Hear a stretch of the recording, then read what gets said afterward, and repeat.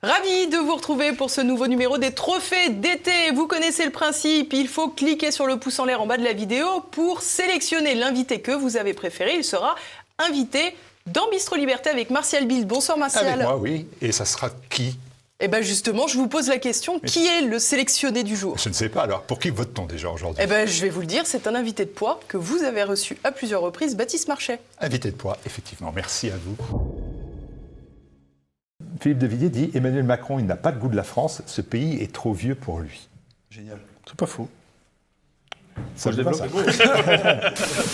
On voit les gens avant nous qui n'ont pas fait grand-chose, les gens après nous qui n'ont pas l'air de vouloir faire grand-chose. Est-ce qu'ils sont plus responsables ou moins responsables, ces gens-là, que Emmanuel Macron ? Je veux dire, au bout d'un moment, l'esclave qui dit oui, je pense qu'il est autant responsable que le maître. La prise de conscience collective, non. Je pense qu'il y a un énorme paquet de Français qui survit et ça leur suffit. Voilà, c'est tout. J'en ai parlé il y a très peu de temps avec quelqu'un que vous connaissez bien, qui c'est Julien Rochdy. Je pense qu'il y a des gens, regarder TPMP le soir, avoir leur iPhone et sortir le week-end en boîte, ça suffit pour eux. Ce sont des survivants. Donc ces gens-là, c'est pas qu'ils ne peuvent pas être réveillés, c'est qu'en ont-ils même la volonté Voilà. Moi, je n'ai jamais porté de masque dans la rue de ma vie. Jamais. Et vous me voyez là, je croule pas sous les amendes, je suis pas en prison, etc. Les gens le mettent par peur. Ah, maintenant, on va mettre. Les Français ont montré que leur liberté valait 135 €. Et je vous invite à lire le livre de Laurent Oberton, La France Orange Mécanique. On voit quand même qu'il y a une très très nette dégringolade dans la sécurité en France. Et on voit que si, malgré tout ce qu'on peut dire, c'était mieux avant. Je suis désolé, mais vous aviez. Sauf si vous considérez qu'avoir moins de chances de se faire violer, moins de chances de se faire agresser, plus de travail et une meilleure homogénéité culturelle, c'est pas mieux. Mais moi, en tout cas, dans ma pensée, c'est mieux. Donc désolé, c'était mieux avant. On devait avoir des voitures volantes et on a des Uber Eats à vélo pakistanais. Donc c'est vrai qu'il y a une certaine déception quand même.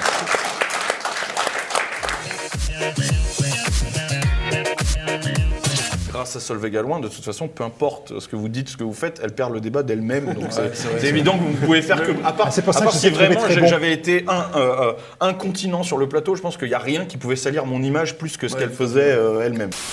La production Hanouna voulait juste du buzz, donc ils sont cherchés la plus grande hystérique qu'ils avaient dans leur carnet et ils ont trouvé elle. Et en face, ils se sont dit, bon, on a une débile, on va essayer de mettre un débile en face. Et je pense qu'ils ont fait l'erreur de penser que j'étais du même acabit, mais de l'autre bord. Ils se sont dit, on va mettre un gros bourrin qui va lui jeter des morceaux de bacon et comme ça, on va faire du buzz. Quand vous êtes en face d'elle, c'est très clair qu'elle a des problèmes psychiatriques. Très clair. Non mais je veux dire, je le dis pas pour me moquer d'elle, vraiment. Cette femme est en dépression, elle a la mâchoire serrée, elle pleure, elle tremble, elle est sincère dans ce qu'elle dit. Il y a beaucoup de gens qui disent que c'est du théâtre, etc. Mais elle est absolument sincère dans ce qu'elle dit. Je pense qu'elle a un délire d'empathie profond. Quand un animal meurt dans le monde, elle souffre. Et tous les jours, il y a des milliers d'animaux qui meurent. Elle se débat dans cet espace pour essayer d'arrêter ça. Elle va très certainement se suicider dans les années qui viennent. Non mais c'est terrible, mais tout le monde le dit, je suis pas le seul à le dire. Ça, c'est des phrases à la Poutine, tu sais, dans quelques années, elle va se suicider. Je vous l'annonce. Ce sera le 24 mai. Voilà, ça va tomber à ce moment-là. Elle va avoir une crampe d'estomac, elle va se suicider.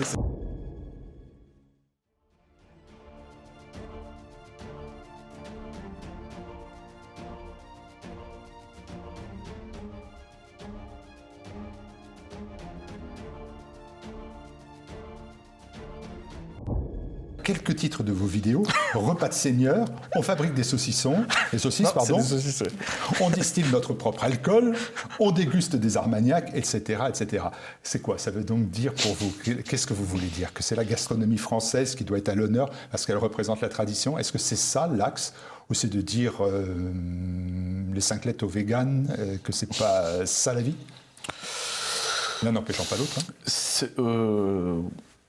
Il faut quand même réfléchir 5 minutes à la question, parce que je sais, disons que je l'ai fait, et ensuite je réfléchis à ce que ça voulait dire. Vous voyez, c'est sorti un petit peu naturellement, et ensuite il faut que je réfléchisse à pourquoi j'ai fait ça.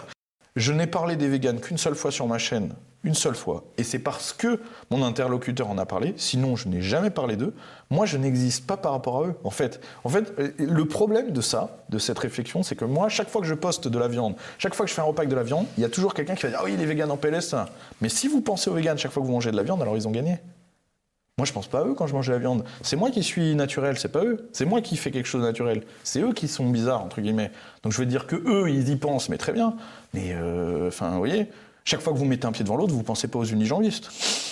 Non mais, donc moi, je n'existe pas par rapport à eux, je leur réponds pas. Et surtout, ces gens-là, faut bien comprendre, ces gens-là n'existent pas. Quand je dis qu'ils n'existent pas, c'est-à-dire qu'ils existent, mais c'est un épiphénomène. C'est des gens qui représentent un pourcentage tellement infime de la population, mais qui ont pris sur le plan, surtout sur Internet, etc., ils ont pris place dans les débats, tout ça. Mais si chaque fois qu'on parle de bouffe, on parle d'eux, ils ont gagné. Ils sont 0, je sais pas combien de pourcents. Et ils arrivent à faire que tous les mangeurs de viande de France, c'est-à-dire 68 millions de Français, parlent d'eux. C'est pas normal quand même.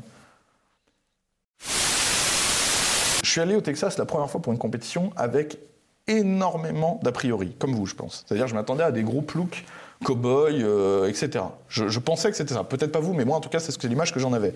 J'avais rencontré pas mal d'Américains avec les compétitions, etc., qui m'avaient donné, en général, alors ils étaient sympas, mais j'ai eu quand même l'occasion de rencontrer des mecs qui m'ont donné une sale image des États-Unis.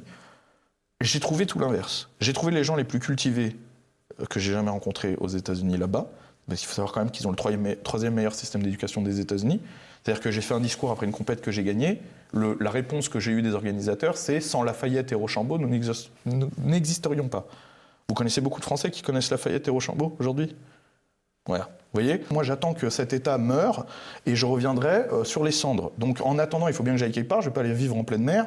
Ce qui est le plus pratique pour moi, c'est le Texas parce que il y a un cadre de vie qui est très agréable. C'est un État très riche où il fait bon vivre, où j'ai déjà une possibilité de développer un business, d'élever des enfants, etc. dans un cadre safe, puisque le Nord Texas a une criminalité très basse. Donc, j'ai possibilité de faire beaucoup d'argent, d'être avec des amis, d'être dans un cadre safe avec une bonne école pour éduquer mes enfants. Très bien. Une fois que tout ça aura coulé et que tout le monde se sera entretué, s'il faut venir pour faire la guerre, je viendrai. S'il faut venir pour reconstruire, je viendrai. Je ne partirai jamais définitivement. Mais je refuse d'être ici, d'accord ? Depuis que j'ai créé ma nouvelle société, je paye des chiffres à l'URSSAF qui sont énormes. Donc je refuse d'être ici, de continuer à me battre contre ceux contre qui on se bat tous les jours pour des gens qui ne le méritent pas, de donner de l'argent à des gens que je combats, etc. Et en fait d'attendre la fin ici. Non, je refuse. Et j'invite tous les Français de notre bord à partir parce que c'est nous qui tenons la France. C'est nous. Si demain, les travailleurs français, les vrais, partent, donc il n'y a plus leurs impôts, les militaires, les Français qui se battent dans la rue et les policiers partent, donc il n'y a plus personne pour la criminalité, et les gens qui font encore qui essaient de faire de la culture comme TV Liberté ou d'autres médias partent, mais qu'est-ce qui leur reste sans nous ? Combien de temps ils tiennent ? Mais si on part tous là demain, mais dans 5 ans on peut revenir, hein, et c'est bon, la France elle est à nous. Hein. Ils ne vivent que grâce à nous. Arrêtons. C'est triste, mais ça me déchire le cœur de partir, vous croyez quoi ? Bien sûr que ça me fait chier, j'ai envie de vivre ici. Mes ancêtres, ils sont ici. Ma vie, elle est ici. Mais on n'a plus le choix. Il faut le comprendre. Ça sert à rien d'attendre. Je dérive un petit peu, mais si vous regardez typiquement les pubs de rasage, vous voyez, c'est tout bête. Je prends cet exemple parce que si vous prenez des pubs de rasage d'il y a quelques années, le rasoir, la barbe, c'est un élément très masculin. Donc on avait des hommes très masculins à la mâchoire carrée, très musclée. Puis aujourd'hui, les pubs Gillette, c'est des mecs de 50 kilos avec des cheveux bleus qui ont une rencontre amoureuse homosexuelle. Dans la pub, hein, c'est pas moi qui caricature. Donc voilà, on n'est plus dans le standard. Donc on est relégué un petit peu c'est le fond de la classe.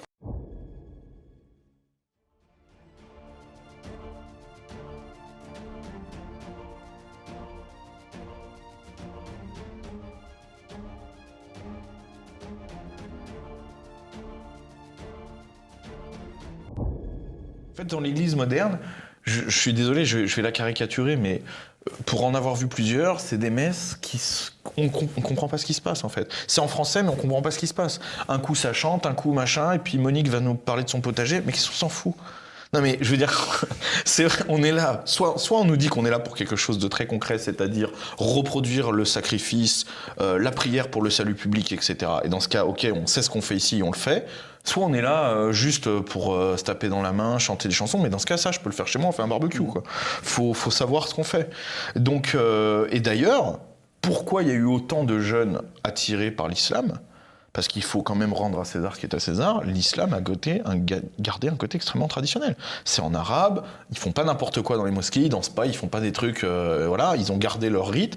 Ils leur présentent en permanence des figures islamiques, de grandes figures islamiques historiques, donc ils les relient à une histoire, ce que nous, ce qu'on avait perdu, ce qu'on ne faisait plus.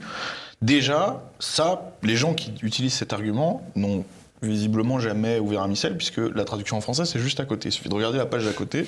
Donc, pour de vrai, dire on comprend pas, bah, dans ce cas, tu ne sais pas lire, parce que c'est écrit. Hein. C'est pas dur quand même de regarder la ligne juste en face pour savoir ce qu'on dit. Donc, on le fait une fois ou deux, et au bout d'un moment, on sait ce qu'on dit.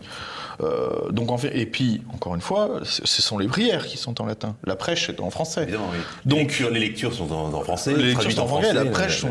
est en français. Donc en fait, ce qu'il y a à comprendre est en français. Le Notre Père, qui est en latin, c'est pas trop dur quand même de faire l'effort de savoir que c'est le Notre Père en français, juste qu'on dit en latin, non? Je vois pas, il y a pas. Je pose la question. Oui, moi je vous réponds.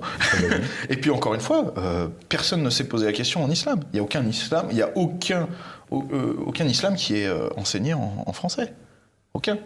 Il y a un sentiment d'attachement qui peut les attirer, comme moi, c'est ce qui s'est passé. C'est un sentiment d'attachement, de besoin, de tradition, etc. qui attire. Mais ensuite, il faut comprendre pour rester. Il faut qu'on travaille sur notre image. Je suis désolé, mais l'emballage, ça compte. Et aujourd'hui, ça ne nous rend pas service. Donc, il va falloir un petit peu plus un peu plus de Godefroy de Bouillon, un peu plus de Bohémond de Tarente et un peu moins de Jean-Michel Hugues de la machin avec. Non, vous voyez, ce serait bien.